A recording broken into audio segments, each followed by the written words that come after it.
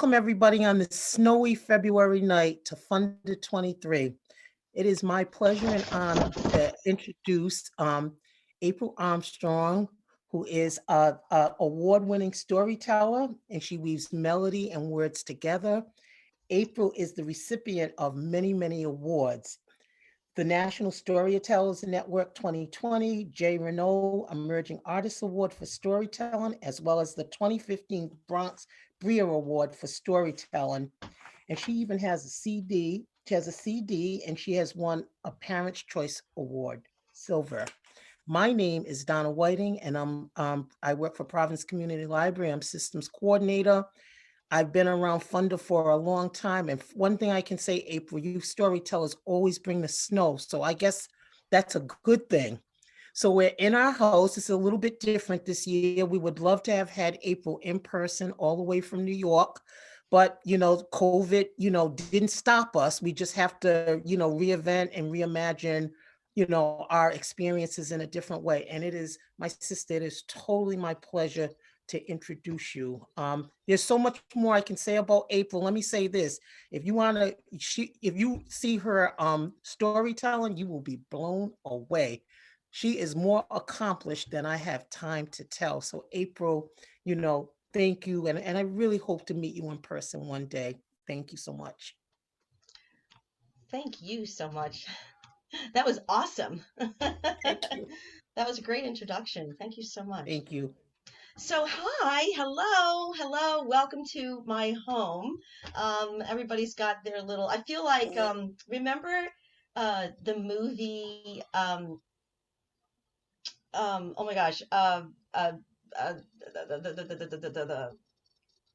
my God, I forgot the movie. That happens to me all the The time. Wizard of Take your Oz, The time. Wizard of Oz. I remember The Wizard Yep. of Oz, and when Dorothy finally gets to Oz, and they've been asking him to help them and help them get back to Kansas, and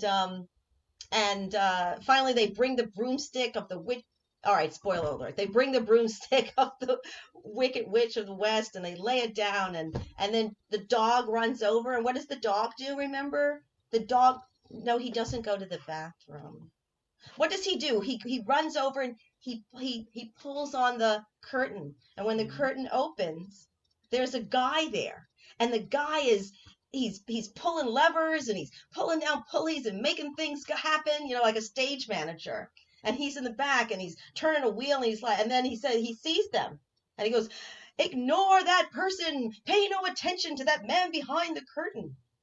And I feel like when I'm at home here doing these shows, I feel like I'm the man behind the curtain. I'm the woman behind or in front of the curtain, and everything in the back. It's like, you turn the back and it's a whole other thing back there. It's like anything could be happening in the back. But hi, hello, welcome from Yonkers. So I'm from Yonkers, New York. And I'm in a house, and if you look out the window, you can look way over a few blocks away, and you can see the Metro North train, and then on the other side of the Metro North train is the Hudson River. And I feel very, very graced and really blessed to be able to live so close to the river that way. So hi, and my name is April Armstrong. And I'd like to start with a song. It's a song I always start my shows with. And this song is from South Africa. It is a song in the language of Zulu. And I'm going to sing it to you. And if you like, I'll teach it to you too. So sit back, relax, and listen to Siyahamba.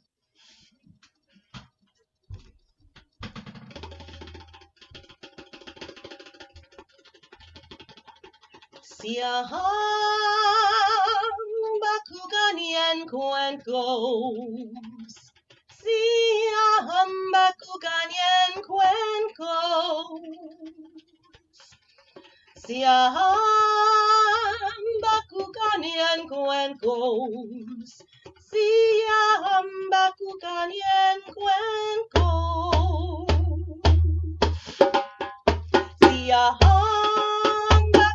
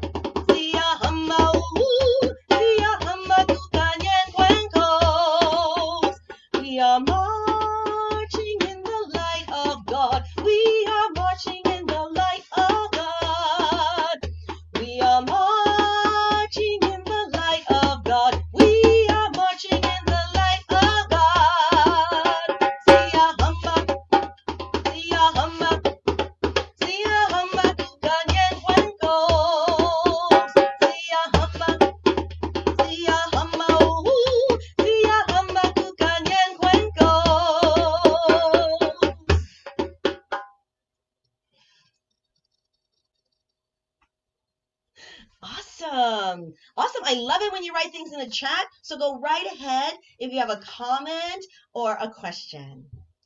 So as I said, this song is from South Africa and it's in the language of Zulu. And it reminds us, this song reminds us of the struggle that the Black people in South Africa had when they were under the apartheid rule. And apartheid was, you know how we have passports and we can go from our country to another country with our passport, right? And they get stamped. Imagine if you had to have a passport to go from one part of town to the other. Or if you were caught not in your town, you could sometimes, if you were a Black South African, you were only allowed to go in certain places. And there were times when you had to be home by a certain hour in your town, or you could get arrested. And if you recall, Nelson Mandela, who was a lawyer who was fighting for the rights of brown and Black people in South Africa, was arrested and jailed for 25 years just because he was trying to uplift the people and make it so that everybody lived in the same way with the same dignity and respect. Finally, when Nelson Mandela got out of prison, when he was released, he became the first black prime minister or president of South Africa. It was quite extraordinary. I remember when I was going to Columbia University in New York City, and there were protests about South Africa. Protests in New York about South Africa, about apartheid. And I remember the students had taken over the library. They weren't letting anybody go in or out of the library. They were demanding that the university, Columbia University, divest. Take their money out of the companies and stocks that they had in South Africa. And you want to know something? It worked, because Columbia University eventually divested from South Africa. And South Africa heard, the government heard the calls and cries of all over the world who were saying you need to stop this oppressive government of apartheid in South Africa. And this was one of the songs, Siyahamba, that the students used when they marched, the students in South Africa. So I'd like to teach the song to you if you'd like to learn it. The thing about this song is the first word is Siyahamba. And when we say Siyahamba in English, it sounds like we were saying, see you.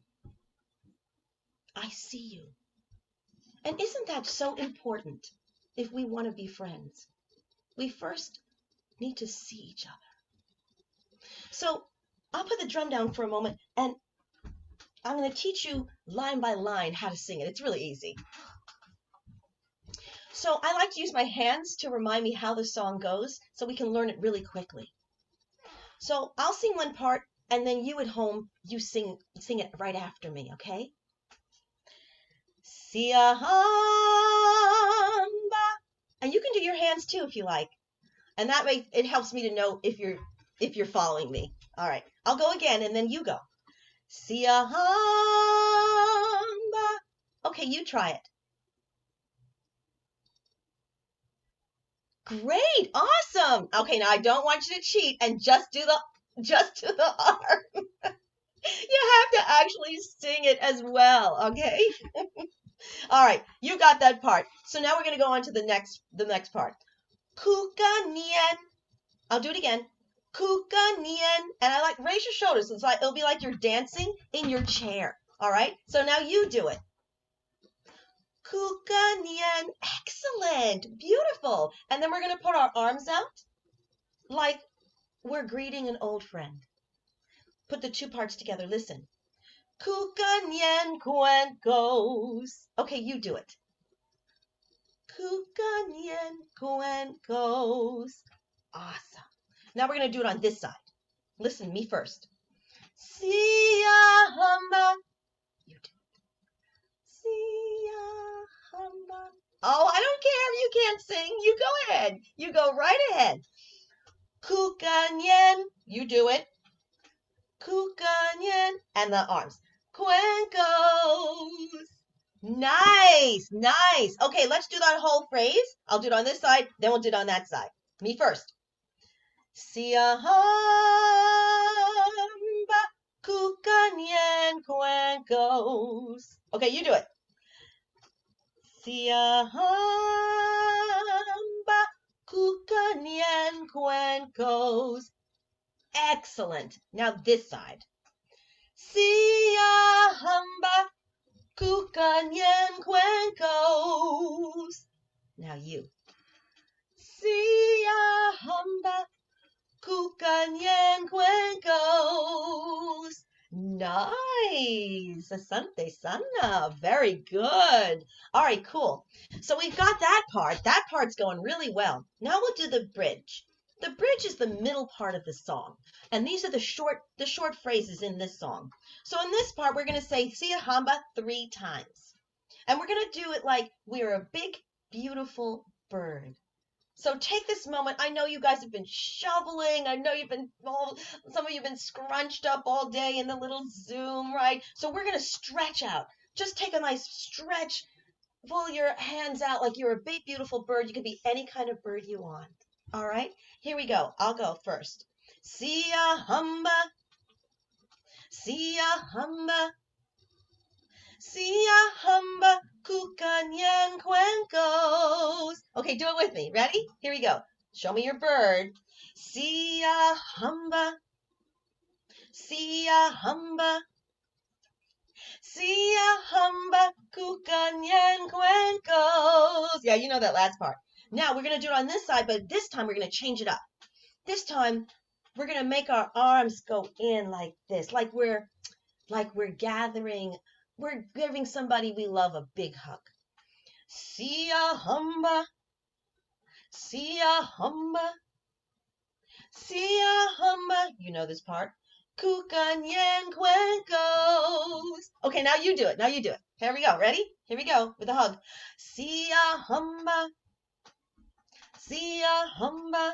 Nice. Siahamba, kukanyen cuencos. Awesome. Okay, let's do the whole thing, all right? With me. Siahamba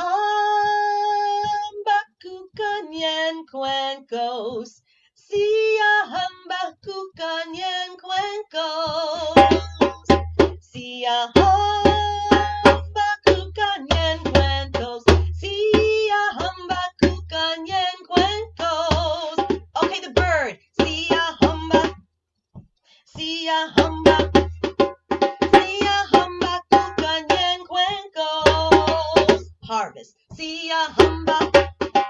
Siahamba. Siahamba kukanyen cuencos. Yay! Awesome! Very good. That was good. All right, I'm going to just take a look at my chat to see what people have said. Can't sing like you. Oh, yeah, I bet you can. I bet you can. Excellent job, everybody. Really good. I love the pictures in your chat. That's really, really good. I hope you'll teach that song to somebody at school this week or somebody else you don't know, right? Awesome. Very, very good. Okay. Nice, nice. Well, now I was thinking about this show, and I was thinking about Africa. I was thinking about Africa because that's where my ancestors come from. That's where a lot of our ancestors come from, right? If we're African American, they come from Africa. Do you know there are 54 countries on the continent of Africa? 54 countries, not states, countries. And in Nigeria, the country Nigeria alone has over 200 languages. Isn't that something? It just blows my mind that there could be that many languages spoken in a single country. Well, you can imagine how difficult it must be to collect everybody, for everybody to get along, if they all have so many different languages. But one thing that our ancestors came over here with was the love of stories. Now, they might have been brought against their will, but the thing that they remembered were their stories. And as an African American, we love to tell stories. It's just in our blood. It's what we do. You sit at the dinner table, you tell a story. And our stories go all over the place. They travel, but mainly they stay within regions. And so this story is from the southern region of the United States. And I wanted to share that story with you. Okay.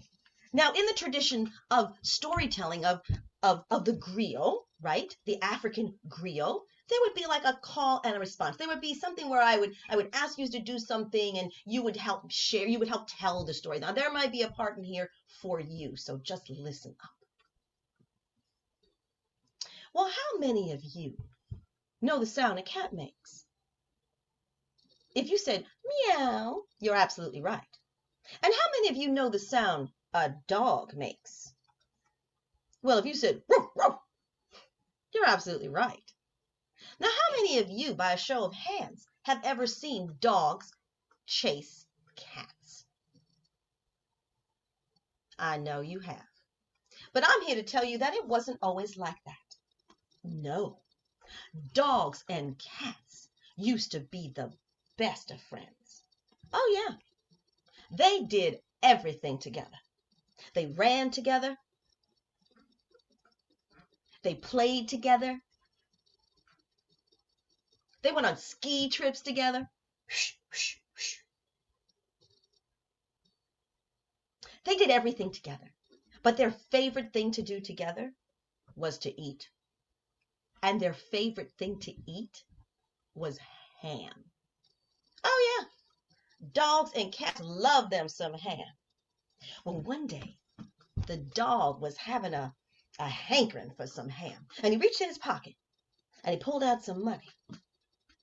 But he thought, this ain't enough for me to go down and get me a ham. I think I'm going to go to my friend Cat's house and ask her if she got any money. And so Dog walked on down the road a piece and knocked on Cat's door. Cat was home and she opened up the door. And she said, how you doing, Dog? And Dog said, oh, Cat, I'm doing just fine and dandy. Listen, you got any money? And Cat reached in her pocket and she pulled out some money and she said, what you want it for, Dog? And Dog said, if we put our money together, we can go down to the butcher and we can buy us a whole ham. What do you say? And Cat thought about it and she said, I think that'd be right nice. And so the two of them put their money together and they walked on down to the butcher and they bought themselves a whole ham. The ham was so big and juicy that they had to take turns carrying the ham back home where they were going to have a barbecue. So first, the dog picked up his ham and they started walking. And the dog felt so good. He started singing a song. He sang, our ham is a very, very, very fine ham. Our ham is a very, very, very fine ham. I'm singing, our ham is a very, very, very fine ham. But the dog got tired and he had to give the ham to the cat. So the cat picked up the ham and they started walking. And the cat felt so good. She started singing a song. She sang, my ham, my ham, my ham, talking about my ham, my ham. Dog said, Cat, how come you singing my ham, when it's really our ham? Cat said, So she gave the ham back to the dog. And the dog picked up the ham and he started walking. Ooh, the dog felt so good. He started singing a song. He was singing, "Our ham is a very, very, very fine ham. Our ham is a very, very, very fine ham." I'm singing, "Our ham is a very, very, very fine." Can you sing with me? "Our ham is a very, very, very fine ham." The dog got tired again, so he had to give the ham to the cat. And the cat picked up the ham. Come on, y'all, play along with me. Pick up your hams. If you're kosher, you can pick up a turkey ham. And the cat started walking. And she felt so good. She started singing a song. She sang, "My ham, my ham, my ham. Talking about my ham, my ham." Dog said, "Cat, how come you singing my ham, when it's really what? Our ham." Cat said, "Oh."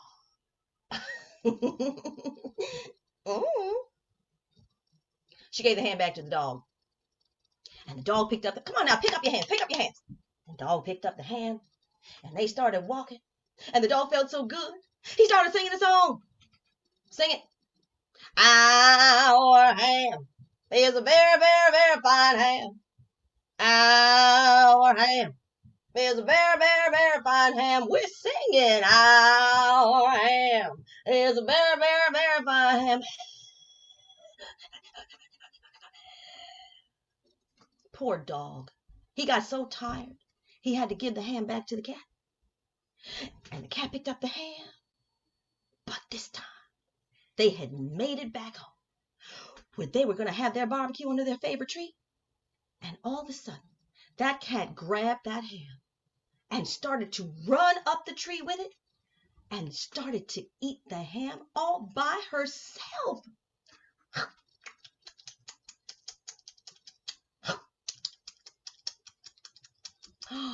The dog was so upset. He was jumping up and down and barking. Now, I know that would have upset you. So you can jump up and down and bark too if you want. Come on, do it with me.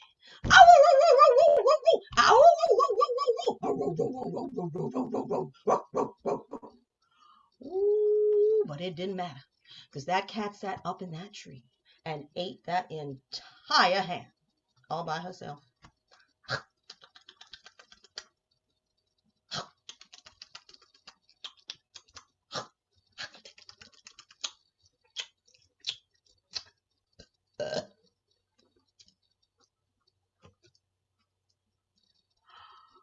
The dog was so angry. The dog pointed up to the tree and called up to that cat. He said, "Cat, you wait till you come down out of that tree. I'm gonna chase you for the rest of your life." And that is why, ladies and gentlemen, dogs chase cats. Thanks for listening.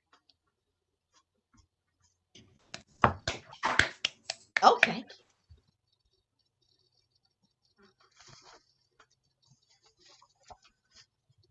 Did you ever have a time when you had a friend that took your food? Did that ever happen to you? Oh my goodness. When I was a little girl, me and my friend Natasha would go down to the supermarket.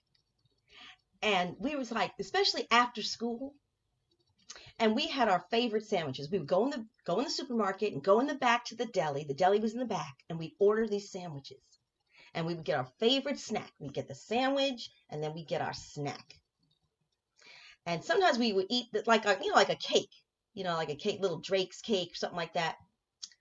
Well, one day I was walking up. We'd walk up the back of the parking lot, and it went way up like this. And then we would go through this little pathway to get to the apartment townhouses where we lived. And my friend Natasha, she ran past me and grabbed my cake right out of my hand. And I started screaming. I was screaming at her just like that dog was barking. And I was screaming. Now, her name was Natasha, but I called her Nina. And I'm standing in the parking lot, screaming at Natasha at the top of my lungs. Nina! Nina, you stole my food! You took my food! Nina, get back my food! I was so mad. I wasn't playing either. I was not playing. And Nina had gone so far up the hill, she had ran, and then she turned around, and she was laughing so hard. She was just like crouched down, like at her knees, just laughing, tears rolling down her face. Oh, I was so mad. I was so mad she took my food. And then she would just taunt me. She would taunt me. She would open the package, and she would open the package and take one out and make like she was gonna eat it. Oh my goodness gracious, I was furious. I was just furious she had touched my food. Did that ever happen to you? A friend? I'd like to know about that. I would like to know about that. Well, now I've got another story. Now this story is a little bit more serious than that story. That was a fun story. But this story is a little bit more serious. Let me see. I think I'm gonna start with a little song that will introduce this story.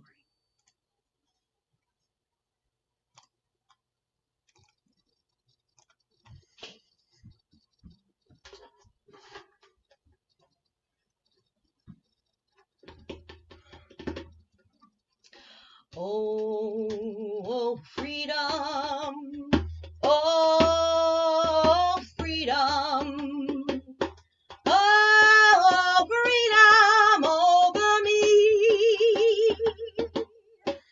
And before I'll be a slave, I'll be buried in my grave and go home to my Lord and be free. No more jailhouse. No more jailhouse. No more jailhouse over me. And before I'll be a slave, I'll be buried in my grave and go home to my Lord and be free. No more Jim Crow. No more Jim Crow. No more Jim Crow over me.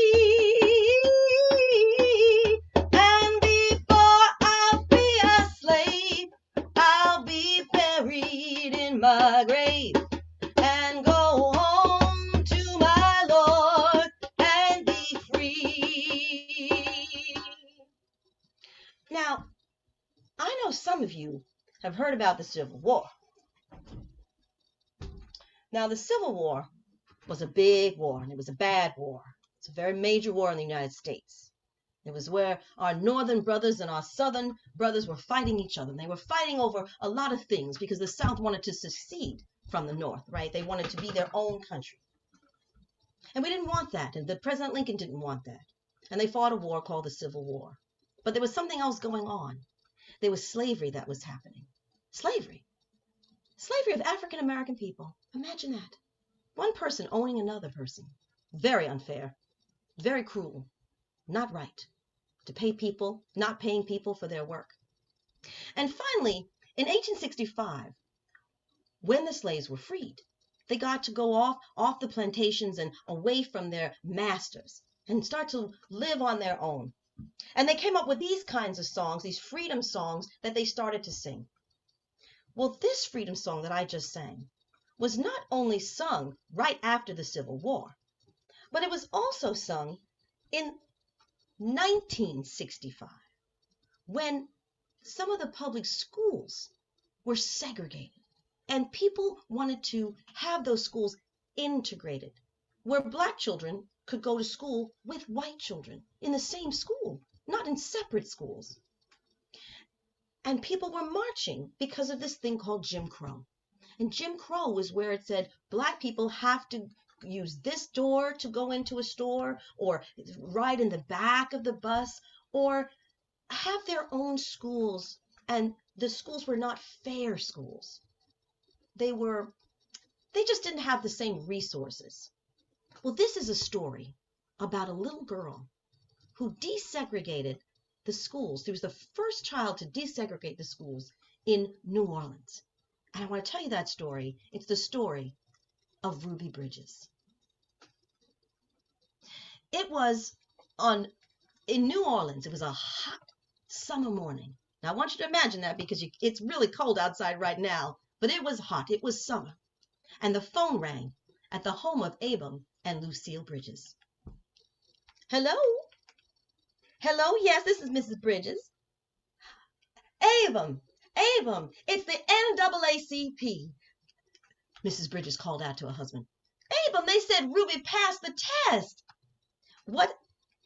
They say Ruby passed the test, the school test, the one that is going to help her get into the white school. Mrs. Bridges was calling out to her husband, who was in the other room reading the newspaper. Oh, yes, Mr. Chapter. Yes. Mr. Chapter was the president of the chapter of the NAACP of New Orleans, the National Association for the Advancement of Colored People. Yes, I understand. Yes, the Louisiana State Legislature is still fighting the federal court order to integrate our schools. Yes, it certainly is a wonderful victory for our children. How soon will it happen? Oh, this fall? So soon? Well, all right. Thank you, Mr. Chapter. Yes, I will tell Ruby, and I will tell Mr. Bridges. Thank you so much. God bless you too, sir. Thank you. The NAACP was one of the oldest branches of the national organization, the one in New Orleans. And this chapter had been serving Black Americans, or colored people, as we were called then, in New Orleans since 1915. And it had taken almost 75 years of protests and lawsuits. And finally, in the summer of 1960, in the New Orleans schools, they were going to be integrated. And little Ruby Nell Bridges was going to go to an all-white school.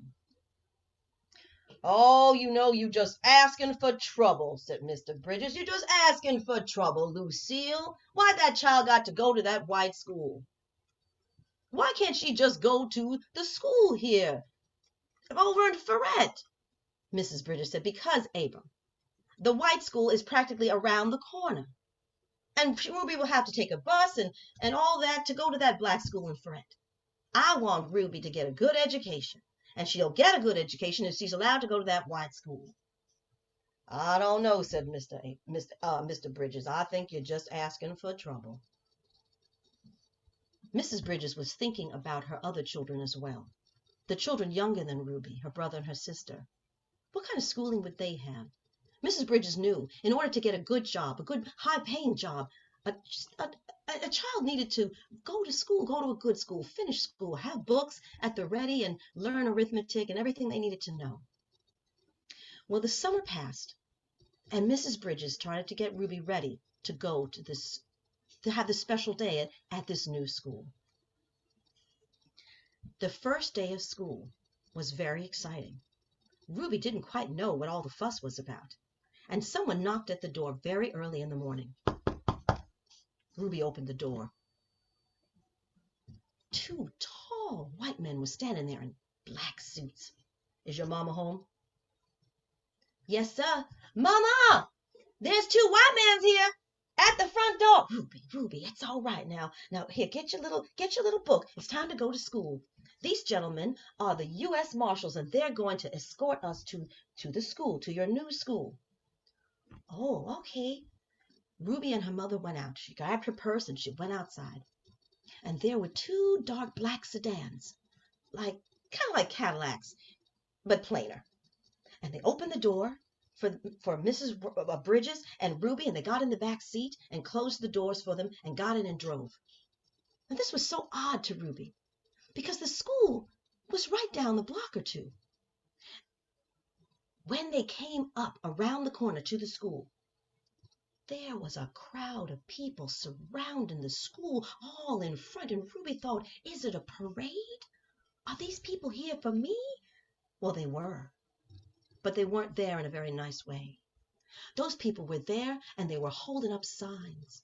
Signs that were saying, we don't, 2, 4, 6, 8, we don't want to integrate. 2, 4, 6, 8, we ain't gonna integrate.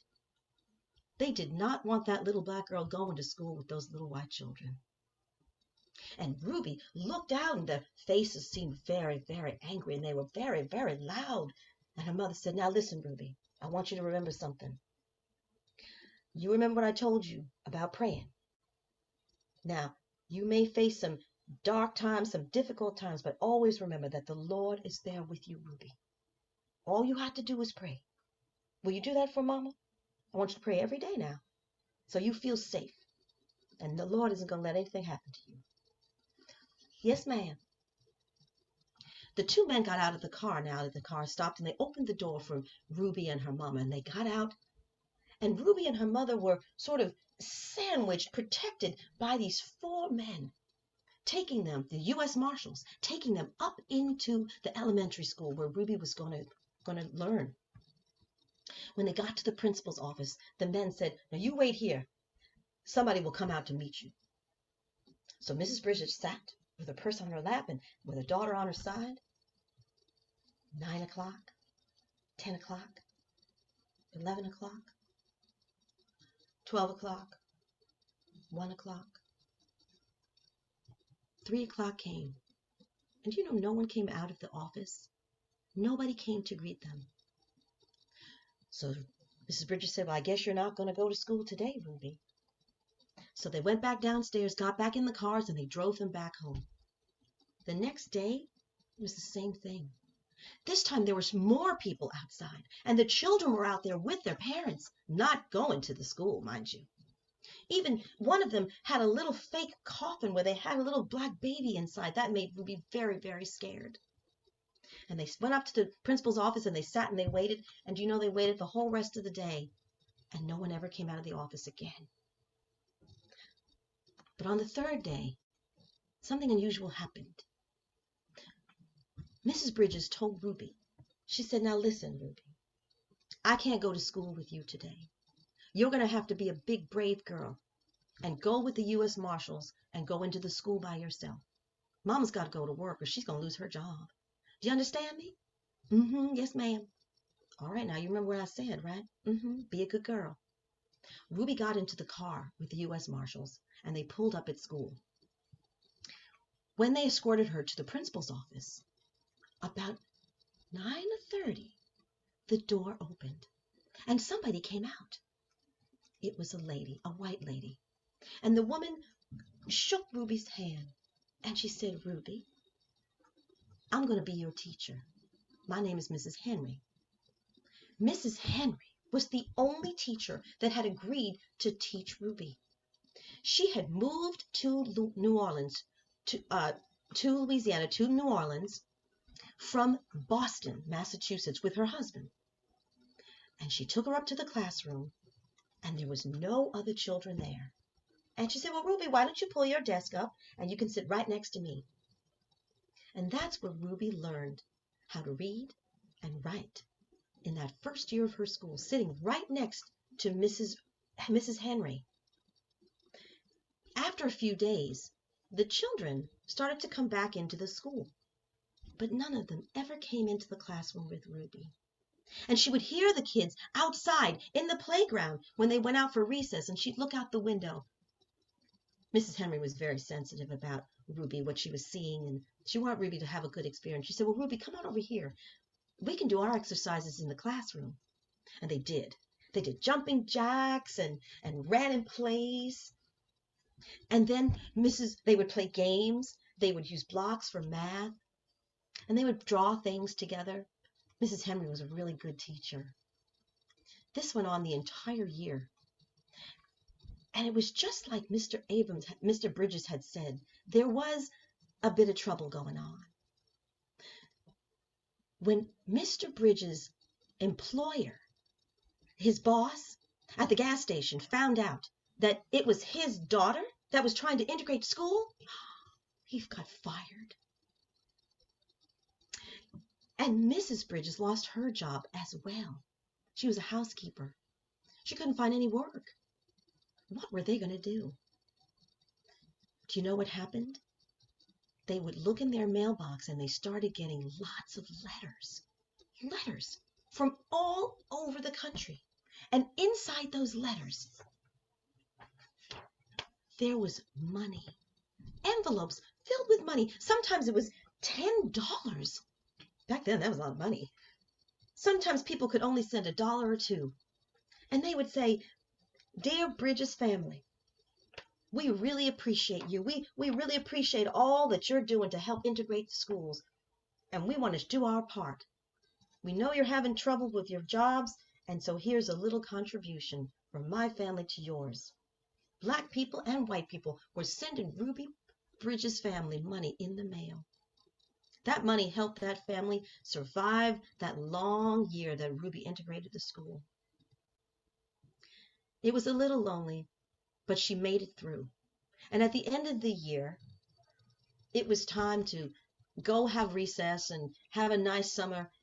And the next year, the children all came back to the classrooms, and Ruby was part of an integrated classroom.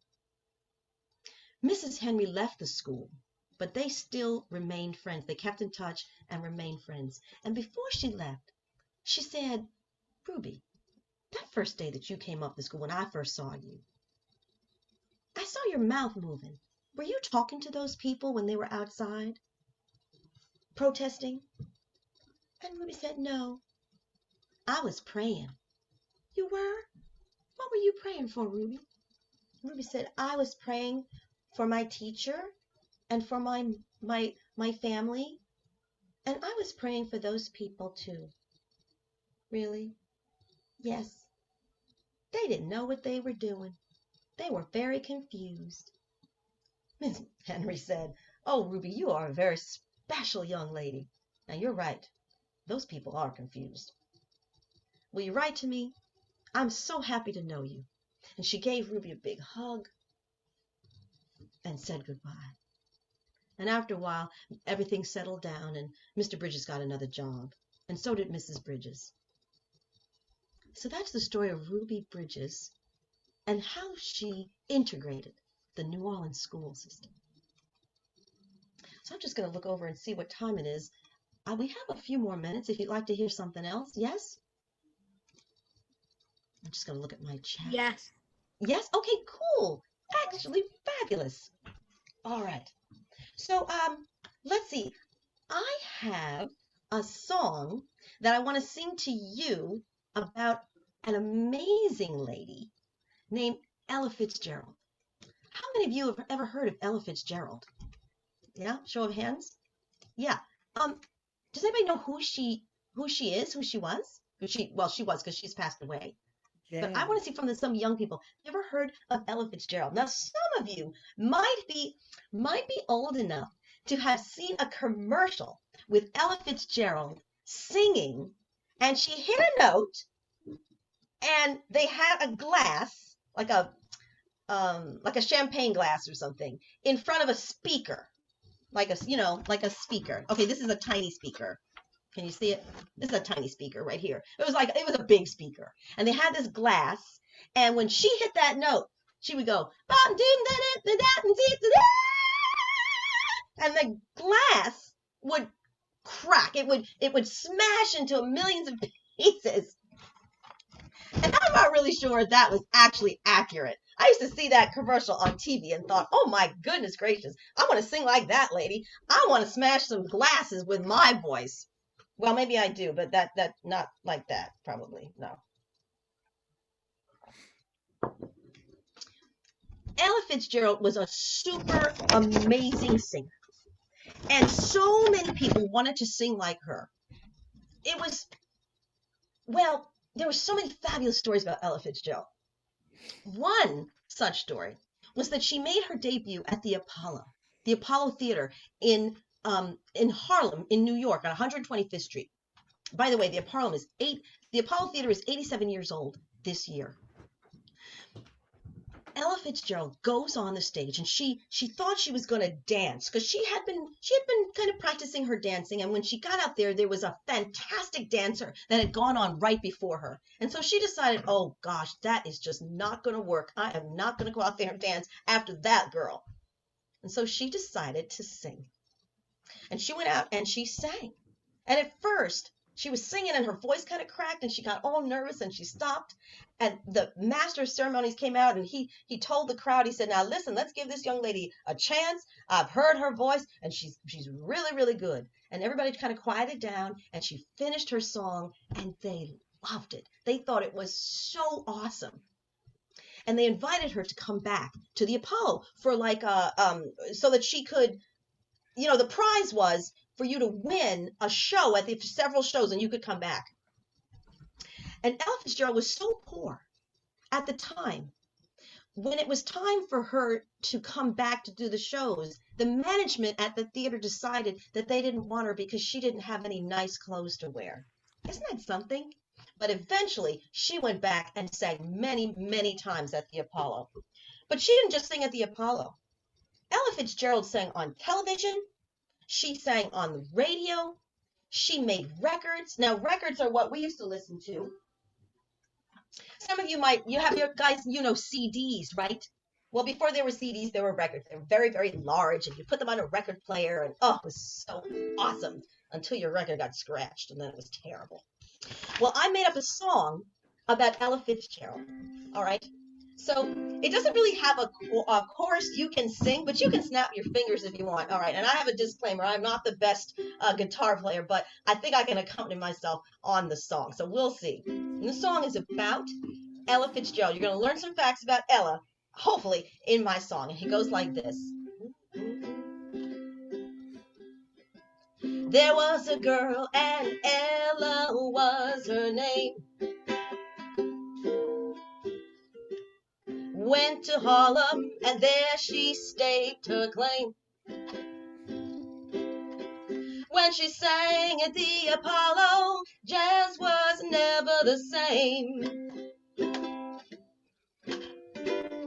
She was scrappy and feisty, always getting into fights. She cursed like a sailor, drank and wrangled through the night. When she found music, her life turned out all right. Ella Fitzgerald had a voice that shined like gold.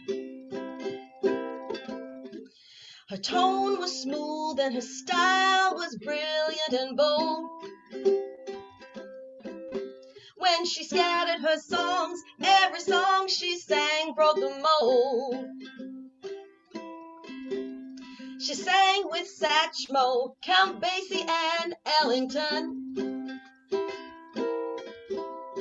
Dizzy Gillespie, Benny Goodman, man, the list was long.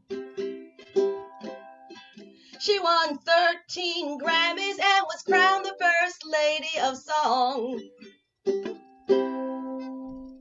Ella Fitzgerald won 13 Grammys. It's like the most important music award you could have. And she got 13 of them. It's amazing to just get one. So thanks, everybody. Thanks for listening. That's our show for tonight. I hope you learned something new. And I hope you'll be able to share these stories that I told you today with somebody else. If you want to write to me, I'll put my email in the chat. And you can let me know how you like the stories and what happened. Or you can just write something in the chat right now. April, we just want to wish you, we want to thank you from the Providence Community Library, all 9 of us, for gracing us on Zoom tonight. We so appreciate it. I'm sorry for the delay last week, but we are super happy. And I mentioned your CD, and I think it's one of them is The Cat Came Back Stories. Yes, thank you so much for mentioning that. And Songs with a Jazzy Twist.